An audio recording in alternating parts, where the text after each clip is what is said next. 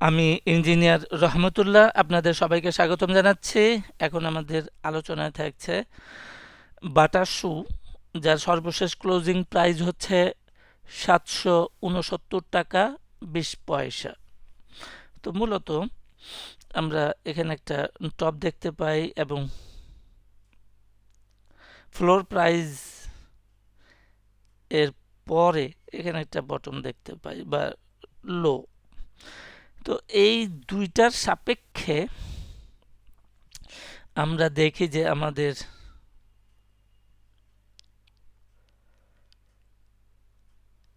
Correction কতটুকু হয়েছে। তাহলে কারেকশন আমরা দেখতে পাচ্ছি যে প্রায় 80%, প্রায় 80% হয়ে গেছে, স্পেসিফিক্যালি 78.6%।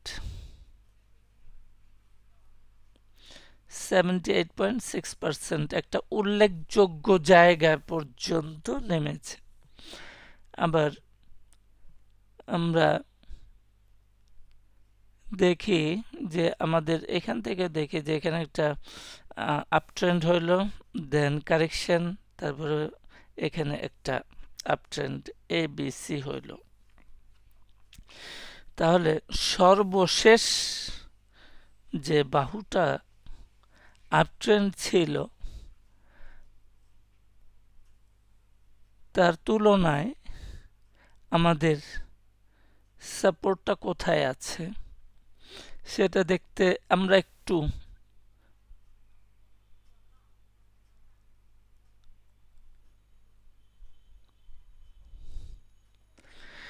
তাহলে দেখা যাচ্ছে যে এখানে 161% পর্যন্ত নেমেই গেছে।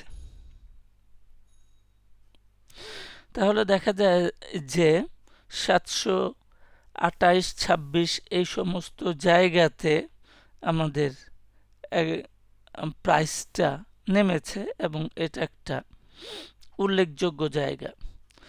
তো আমরা দাবি করি না বা দাবি করছি না যে এইটাই বটম, এখান থেকে উঠে যাবে, তেমন না। অ্যাবসোলিউট বটম আর একটু নিচে আছে, পার্টিকুলারলি এখানে হইতে পারে। সেটা হচ্ছে যে এখানে যে আর একটু নিচে যেখানে ফ্লোর প্রাইসটা ছিল এই সমস্ত জায়গায় হইতে পারে। তো আপাতত আমাদের যে প্রত্যাশা সেটা হলো একটা ভালো জায়গা পর্যন্ত এসেছে, একটা কাউন্টার ট্রেন্ড হইতে পারে। এবং সেই কাউন্টার ট্রেন্ডটা কতটুকু, যে এখানে আমরা একটা ফেইল্ড ক্যান্ডেলস্টিক দেখতে পাচ্ছি। সো এইটাই হচ্ছে সর্বোচ্চ, বা এর বাইরে এটা অ্যাপ্রক্সিমেটলি 890 টাকা, এর বাইরে আমরা আশা করছি না। আর মূলত টার্গেটটা যদি এই পর্যন্ত রাখা যায়, এটা হচ্ছে 860 টাকা অ্যাপ্রক্সিমেটলি, এর বেশি রাখাটা ঠিক হবে না। এইটাই উপযুক্ত জায়গা। ইমিডিয়েট টপটা, ডাবল টপিং কারেকশনটা, সরি, আপট্রেন্ডটা বা কাউন্টার ট্রেন্ডটা এখানে শেষ হয়ে যাইতে পারে। সুতরাং এই জায়গাটাতেই 860 টাকা এইরকম জায়গাতেই টার্গেটটা রাখলে সুবিধাজনক হবে বলে মনে করছি। তাহলে এটা আমাদের একটা সাপ্লাই জোন হইতে পারে, শেয়ার সাপ্লাই জোন। এখন তাহলে আমাদের কোথায়, আমরা ডেইলি টাইম ফ্রেমে আছি, ইউডি ডেটাতে আছি। এখানে দেখা যাচ্ছে যে লাস্ট ট্রেডিং ডেতে একটা প্রাইস গ্যাপ তৈরি হয়েছে। সুতরাং আমরা একটু লক্ষ্য রাখব যে এই গ্যাপটা ফিল করে উঠে যায় কিনা, এবং সেটাই হবে আমাদের একটা ক্লু, যে এখান থেকে পড়ছে, প্রাইস গ্যাপ ফিল করলো, উঠে গেল। তাহলে আমরা বুঝবো যে আমাদের পরিকল্পনা মাফিক প্রাইস অ্যাকশনটা আছে।